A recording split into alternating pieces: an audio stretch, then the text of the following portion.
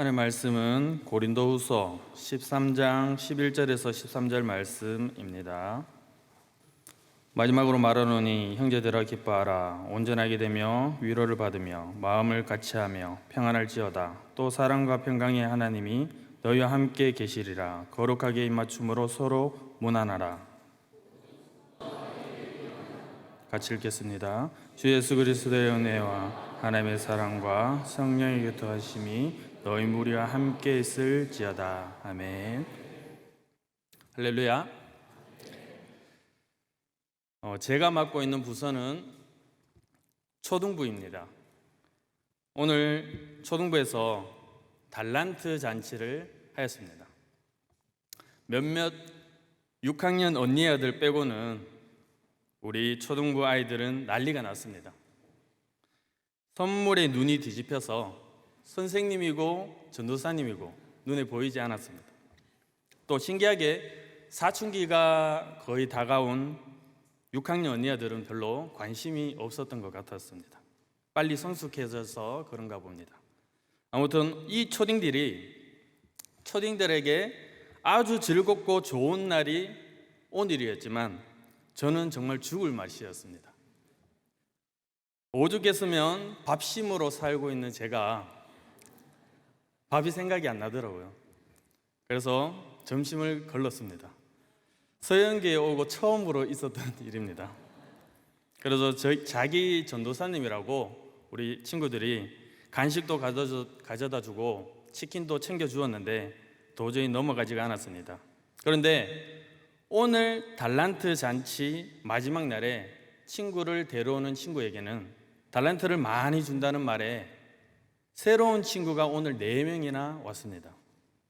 한 주 나오고 안 나올 수도 있는 아이들이지만 저는 기뻤습니다.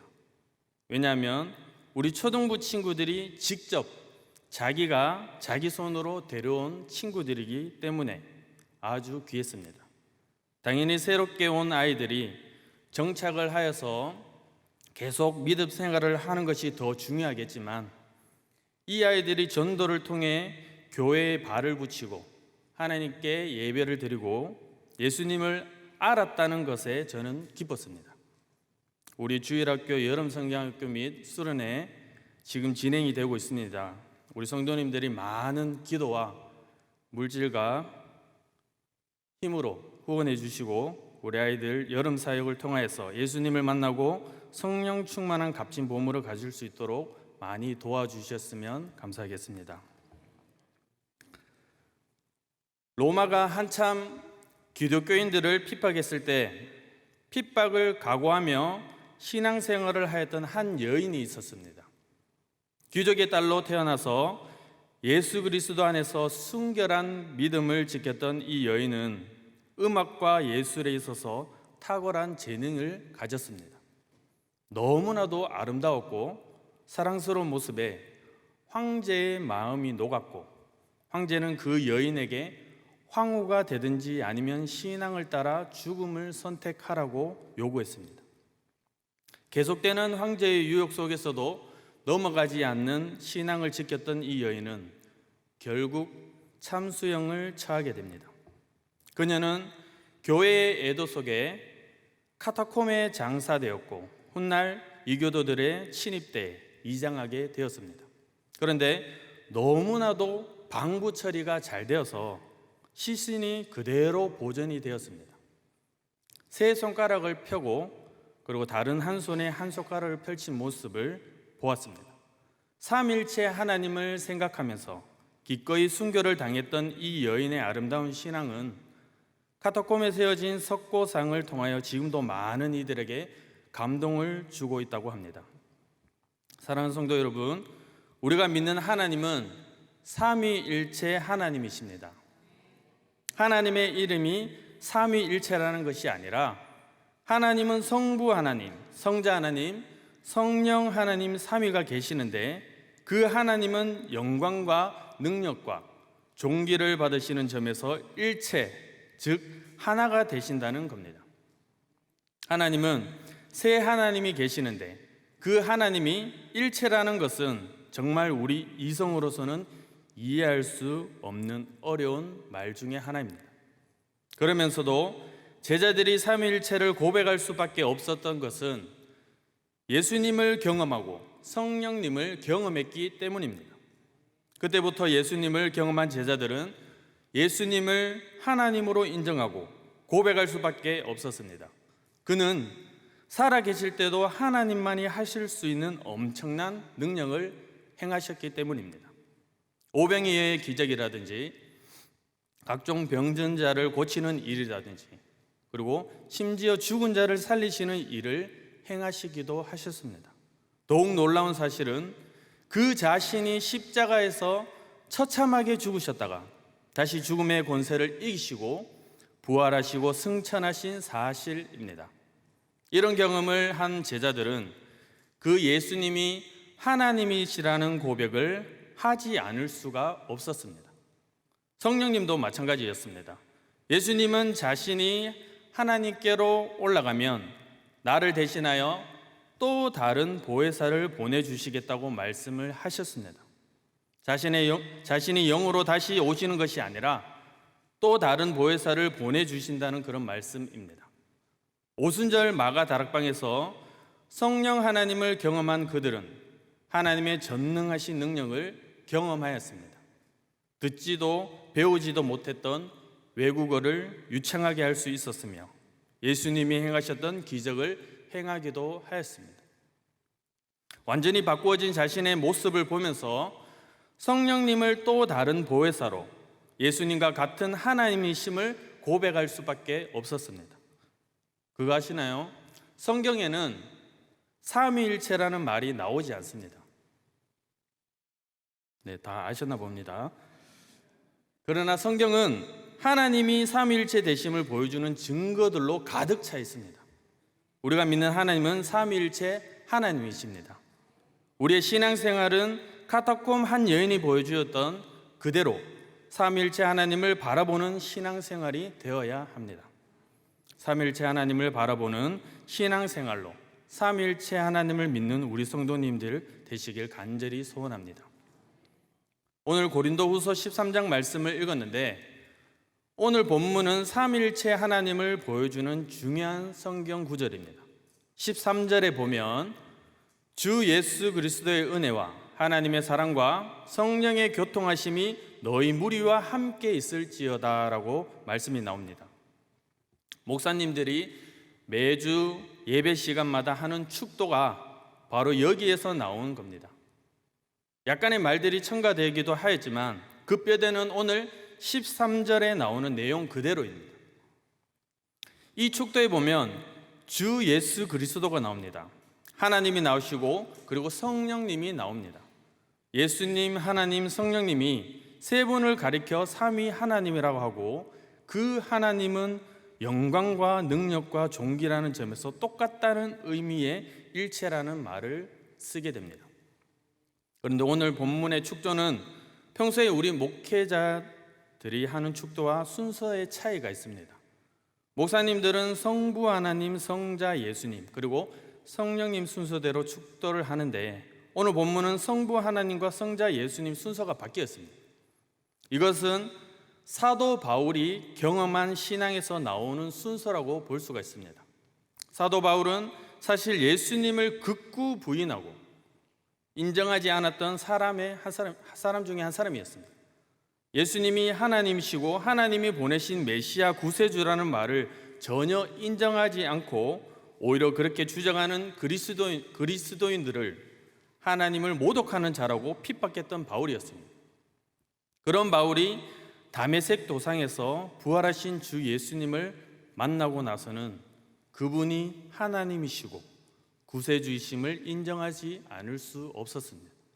사도 바울의 인생을 완전하게 바꾸신 분이 부활하신 예수님이었습니다. 그분을 믿게 되니까 그분을 보내신 성부 하나님을 생각하게 되었습니다. 그리고 성령님을 경험하면서 삼위일체 하나님을 고백하게 되는데 그런 바울의 경험 때문에 성자 예수님이 먼저 나올 수밖에 없었던 겁니다. 사랑하는 성도 여러분, 우리는 삼위일체 하나님을 믿고 섬기고 있습니다. 우리는 그 하나님의 은혜 가운데 구원을 받고 하나님의 자녀가 되었습니다. 예수님의 대속의 십자가를 통하여 죄를 용서받고 의인이 되었으며 하나님의 자녀가 되었습니다. 믿으십니까? 네, 그런데 그 예수님은 하나님의 구원 계획 속에서 이 땅에 오신 겁니다. 하나님은 우리를 사랑하셔서 독생자 예수님을 이 땅에 보내셨고 십자가에 못 박혀 돌아가게 하셨습니다. 성령님은 그 예수님을 믿을 수 있도록 역사하시고 그 믿는 자들에게 너는 하나님의 자녀라고 인쳐 주셨습니다. 그리고 자녀가 된 성도들과 영원토록 함께 계셔서 우리를 도우시고 인도하시고 축복하여 주십니다.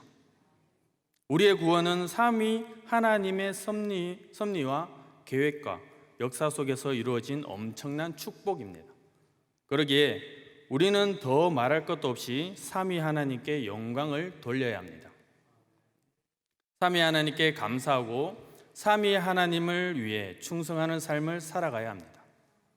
삼위 하나님을 닮아가고 삼위 하나님의 구원 섭리를 증거하며 삼위 하나님의 영광을 위해서 우리는 살아가야 합니다.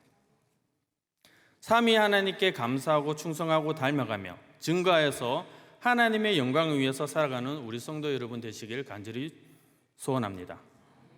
그러면 어떻게 삼위 하나님을 바라보면서 삼위일체 하나님께 합당한 신앙생활을 할 수 있을까요? 첫 번째는 성자 예수님의 은혜를 생각하며 겸손과 희생의 삶을 살아가야 합니다. 고린도 교회는 사실 사도 바울에게 엄청난 고통과 실망과 상처를 가져다 준 그런 교회였습니다. 고린도 교회는 분열, 음행, 세상 법정에 성도를 고소하는 문제, 우상 숭배, 방언에 치우치는 문제, 성만찬의 문제 등 각종 문제를 갖고 그렇게 문제투성이였던 교회였습니다. 무엇보다도 안타까운 것은 교회의 개척자인 사도 바울을 사도로 인정하지 않았고 그를 배척하는 모습을 보였습니다. 그런 문제를 해결하기 위해 편지를 보낸 바울은 오늘 편지의 마지막 부분에서 아름다운 결론을 보여주고 있습니다. 먼저 바울은 그들을 향하여 형제라고 부르고 있습니다. 그리고 기뻐하라, 온전하게 하라, 위로를 받으라, 마음을 같이 하라, 평안하라, 5가지의 간절한 권면을 하고 있습니다. 그리고 마지막으로 삼위 하나님의 이름으로 축복을 합니다. 아까 제가 첫 번째가 무엇이라고 했나요? 주 예수 그리스도의 은혜라고 하였습니다. 바울은 말합니다. 주 예수 그리스도의 은혜를 생각하며 신앙생활을 하라. 그렇게 할 때 너희가 진정 아름답고 올바른 신앙생활을 할 수 있다는 겁니다. 나 같은 죄인 살리신 주 은혜 놀라워. 이 찬양을 작사한 존 뉴턴은 82세를 사는 동안 하나님의 은혜에 감격하면서 살아왔습니다. 뉴턴이 80이 넘는 친구들 중에서 그를 향하여서 너무 오래 사역하는 것이 아닐까 하여서 그만두기를 권하는 친구들이 있었습니다. 그러자 그는 음성을 높이며 단호하게 이렇게 말했습니다. 나는 멈출 수가 없습니다. 어떻게 예수님의 은혜를 대해서 입을 다물고 있을 수 있습니까? 라고 하였습니다. 마지막 하나님의 부르심을 받기 전에 그는 이런 고백을 합니다. 나의 기억은 점점 사라져갑니다. 그러나 나는 2가지만을 기억합니다. 내가 엄청난 죄인이라는 것이고 그리스도는 위대한 구세주라는 것입니다. 사랑하는 성도 여러분, 우리가 죄 사함을 받고 구원을 받은 것은 전적으로 하나님의 은혜입니다. 믿으시기 바랍니다. 존 뉴턴만이 은혜 받은 것이 아니라 우리 모두가 똑같은 은혜를 받아 구원을 받고 하나님의 자녀가 되었습니다. 주님은 우리를 구원하시기 위해 하나님의 보좌를 버리시고 이 땅에 인간의 몸을 입으시고 오셨습니다. 아무런 죄가 없었던 분이셨지만 우리의 모든 죄를 대속하기 위해 십자가에서 엄청난 고난과 고통을 당하시고 죽으셨습니다. 그 은혜로 우리가 구원을 받았고 하나님의 자녀가 되었다고 할 때에 어떻게 우리가 주 예수 그리스도 은혜를 잊을 수 있겠습니까? 찬송가 150장 3절에 보면 험한 십자가 주가 흘린 피를 믿는 마음으로 바라보니 나를 용서하고 내 죄사하려 주가 흘리신 보혈이라 최후 승리를 얻기까지 주의 십자가 사랑하리 빛난 면류관 받기까지 험한 십자가 붙들겠네 라고 찬양하고 있습니다. 주님의 십자가의 은혜를 바라보는 자는 주님께 감사하지 않을 수 없고 주님께 헌신하지 않을 수 없고 주님의 십자가를 사랑하지 않을 수 없고 끝까지 그 십자가를 붙잡고 살아갈 수밖에 없습니다. 오늘 본문에 고린도 교회가 그렇게 문제투성이의 삶을 살아가고 특별히 서로가 잘났다고 교만하고 분파를 만들고 상대방을 질책하는 모습은 한마디로 주 예수 그리스도의 은혜를 생각하지 못하고 그 주님을 바라보지 못하였기에 생겨난 문제들입니다. 하늘 보좌를 버리고 이 세상에 오신 주님을 생각하면 우리는 얼마든지 낮아질 수가 있습니다. 죄 없으신 주님이 우리를 대신하여서 십자가에 달려 고통 당하신 것을 생각하면은 우리는 얼마든지 주님을 위해 희생할 수가 있습니다. 주 달려 죽으신 십자가를 생각할 때 우리는 세상에 속한 욕심이 헛된 줄 알고 버릴 수가 있습니다. 나를 구원하시기 위해 하늘 보좌를 버리시고 이 세상에 오신 주님의 은혜를 생각하며 주님을 바라보며 살아가는 우리 온 성도들 되시길 간절히 소원합니다. 두 번째는 사랑의 성부 하나님을 생각하며 그 사랑에 합당한 삶을 살아가야 합니다. 앞에서 존 뉴턴의 이야기를 했는데 그 당시 함께 은혜를 나누던 한 성도가 뉴턴 목사님께 이런 질문을 했다고 합니다. 목사님, 만일에 하나님께서 당신에게 단 하나의 선택을 할 수 있는 권한을 주신다면 무엇을 구하시겠습니까? 뉴턴 목사님은 대답은 하나님께서 나를 선택해 주기를 구하겠다라는 답을 하였습니다. 그런데 사실 저도 이 답을 할 것 같습니다. 하나님이 택하신 백성은 이미 정해져 있죠. 그리고 바뀔 수가 없습니다. 우리는 알 수 없습니다. 우리 성도님들도 같겠지만 저는 무조건 이 답을 할 것 같습니다. 뉴턴의 대답은 하나님께서 나의 필요를 아시고 나의 약함도 아시고 나의 미래도 아시기에 그 하나님의 선택을 받으면 아무 걱정할 것이 없고 하나님의 축복 속에 살아갈 수 있다는 말씀입니다. 우리가 하나님의 선택을 받았다고 하는 것보다 더 좋고 더 중요한 일은 없습니다. 그런데 사도 바울은 바로 저와 여러분들이 하나님의 선택받은 자라고 말씀하고 있습니다. 한번 볼까요? 에베소서 1장에서 창세전에 그리스도 안에서 우리를 택하사 우리로 사랑 안에서 그 앞에 거룩하고 흠이 없게 하시려고 그 기쁘신 뜻대로 우리를 예정하사 예수 그리스도로 말미암아 자기의 아들들이 되게 하셨으니라고 말씀하고 있습니다. 우리가 하나님의 선택을 받았기에 예수 그리스도를 믿게 되고 하나님의 아들이 되었다는 겁니다. 하나님의 사랑, 그것은 바로 우리를 많은 사람들 가운데 선택하신 사랑입니다. 하나님의 사랑, 그것은 바로 우리를 위해 독생자 예수 그리스도를 이 땅에 보내주시고 십자가에 못 박혀 죽게 하신 그런 사랑입니다. 그 사랑을 받으시고 그 사랑을 믿으시고 그 사랑을 전할 수 있는 저와 우리 성도님들이 되었으면 좋겠습니다. 어떤 사람이 위험을 무릅쓰고 물에 빠진 아이를 건져 주었다고 합니다. 아이는 그 사람에게 선생님, 나를 구해주셔서 대단히 감사합니다 라고 했습니다. 그러자 그 사람은 소년에게 다음과 같이 말했습니다. 천만에 다만 한 가지는 너는 어떤 사람이 위험을 무릅쓰고 구해낼 만한 그런 가치가 있는 사람인 것을 항상 잊지 말고 살아다오라고 했습니다. 사랑하는 성도 여러분, 여러분은 하나님이 독생자를 희생하면서까지 구해 주실 만한 귀중한 사람인 것을 잊지 마시기 바랍니다. 사도 바울은 로마서 5장 5절에 소망이 부끄럽게 아니함은 우리에게 주신 성령으로 말미암아 하나님의 사랑이 우리 마음에 부은 바 됨이니라고 말합니다. 하나님의 사랑이 우리 마음에 부은 바 된 자로서 우리는 소망이 부끄럽지 않은 삶을 살아가야 합니다. 하나님의 사랑에 합당한 자가 합당한 자로 삶을 살아가야 한다는 것입니다. 그런데 오늘 고린도 교인들은 세상의 유행과 슬로건 그리고 세상 풍습을 따라 하나님의 사랑을 입은 자로서의 삶을 살아가지 못했습니다. 그런 고린도 교인들에 향하여 오늘 말씀은 하나님의 사랑을 생각하며 그 사랑에 합당한 삶을 살아가라고 말씀하고 있습니다.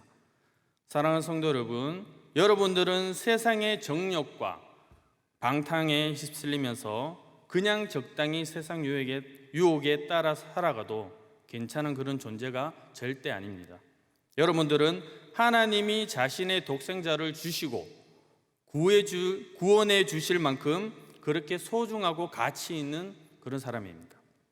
하나님의 사랑을 힘입을 만큼 귀중한 존재가 되신 것을 기억하면서 성부 하나님의 사랑에 합당한 삶을 살아가는 우리 성도 여러분 되시길 간절히 소원합니다. 세 번째는 성령 하나님을 생각하며 성령 하나님과 교통하는 삶을 살아가야 합니다. 성령 하나님이 우리의 구원을 위해서 해주신 일은 먼저 복음을 듣고 그 복음을 믿을 수 있게 하신 겁니다. 예수님이 우리의 유일한 구세주가 되시고 그를 믿으면 구원을 받을 수 있다는 사실을 알게 하시고 믿게 하신 분이 바로 성령님이라는 것입니다. 그리고 그렇게 믿은 자들에게 성령님은 너는 내 자녀라고 인쳐 주신 겁니다. 성령님이 능력으로 인쳐 주셨기에 우리는 영원한 하나님의 자녀가 되는 겁니다. 또 우리 속에 들어오셔서 우리 가운데 거하시는 것입니다. 오늘 본문의 교통이라는 말이 바로 우리 가운데 거하시는 그 성령 하나님과 교제하고 교통한다는 그런 뜻입니다. 성령님이 우리와 함께 하신다는 사실도 놀라운 일인데 그 성령님과 교통하며 살 수 있다고 하는 것은 우리가 받은 놀라운 축복이 아닐 수 없습니다. 사람은 원래 하나님과 교통하면서 지낼 수 있도록 만들어졌습니다. 그런데 사람이 죄를 짓고 그 하나님을 떠나 살면서 인간의 불행은 시작되었습니다. 그러나 하나님은 그런 인간의 죄를 없애기 위해서 독생자를 보내주셨고 그 예수님을 통해서 제사함을 받게 하셨습니다. 그렇게 제사함을 받은 자들에게 성령님이 오셔서 하나님과 교통하는 원래의 창조 모습으로 살아갈 수 있게 하신 겁니다. 그런 하나님과의 교통이 있을 때 인간은 참된 생명을 유지하며 참된 행복을 누릴 수 있는 겁니다. 왜냐하면 우리 하나님에게만 생명이 있고 행복이 있고 세상을 이길 힘이 있기 때문입니다. 예를 들어서 우리가 수돗물을 먹고 사용을 하는데 그 물은 대청댐에서 올라오는 겁니다. 그런데 대청댐에 아무리 물이 많고 물을 공급할 수 있는 그 물이 많다고 하여도 수도관이 없으면 그 물을 먹을 수 없고 사용할 수가 없습니다. 하나님에게는 엄청난 생명이 있고 자유가 있고 행복이 있고 축복이 있습니다. 그러나 그 하나님의 풍성함을 누리기 위해서는 성령님과의 교통이 필수적이라는 것입니다. 성령님과의 교통하고 교제하는 삶을 살아갈 때 그 풍성함을 누릴 수 있지만 그 길이 막혀 있으면 그 풍성함을 맛볼 수가 없다는 겁니다. 그런 성령 하나님과의 교제는 먼저 예배를 통하여서 할 수가 있습니다. 우리가 주일마다 주님 앞에 나와서 예배드리는 것은 성령 하나님과 교제하는 것입니다. 아울러 우리는 말씀과 기도로 성령 하나님과 교제하는 삶을 이어나가면서 살아가야 합니다. 시간 우리의 삶을 돌아보며 우리의 잘못된 모습을 회개하고 죄를 없애는 삶을 살아가야 합니다. 그래서 하나님의 은혜와 은총을 힘입었을 때 우리는 능력 있게 사명도 감당할 수가 있고 하나님이 기뻐하시고 원하는 삶을 살아갈 수가 있습니다. 사람들과 교통하며 아름다운 관계를 누리며 행복하게 살 수 있는 겁니다. 사랑하는 성도 여러분, 이 시대에 정말 우리에게 필요한 것은 성령 하나님의 교통입니다. 성령 하나님의 교통하심은 우리의 문제를 해결할 것이고 다투고 분쟁하는 일을 종결시켜 주실 것입니다. 우리가 이 땅 위에서 참된 진리와 평안을 맛보며 살기 위해서 항상 성령님을 구하고 성령님과 교통하는 삶을 살아가야 합니다. 그런 삶을 살아가는 우리 성도님들 되시기를 소원합니다.